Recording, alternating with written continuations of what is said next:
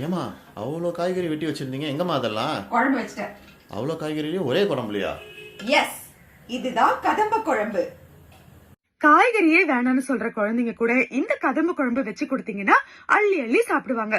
இதுக்கு முதல்ல ஒரு பேனை வச்சு எண்ணெய் விட்டு கடுகுளுத்தம் பருப்பு, வெந்தயம், கருவேப்பிலை, தட்டி போட்ட பூண்டு, வெங்காயம் இது எல்லாத்தையும் நல்லா வதக்கிக்கலாம். இப்படி வடகம் போல ஆனதும் தக்காளியை கரைச்சி விட்டு அதையும் வதக்கிக்கலாம். இப்ப நம்ம வெட்டி வச்ச காய்கறி எல்லாம் சேர்த்துக்கலாம். முருங்கைக்காய், வெண்டைக்காய், கத்திரிக்காய், முள்ளங்கி, அவரைக்காய், உருளைக்கிழங்கு, நான் எல்லா காய்கறியும் போட்டுக்கிறேங்க. இது எல்லாம் சேர்த்து ஒரு வதக்கி கார மிளகாத்தூள், உப்பு, மஞ்சத்தூள் சேர்த்துட்டு ஒரு பெரட்டி மூழ்கிற அளவுக்கு தண்ணியை விட்டு ஒரு 50% இந்த காய்கறி வெந்ததும் இது கூடவே வேக வச்ச காராமணியும் சேர்த்துக்கிறேன். ஒரு லெமன் அளவுக்கு புளியை கரைச்சி விடலாம்.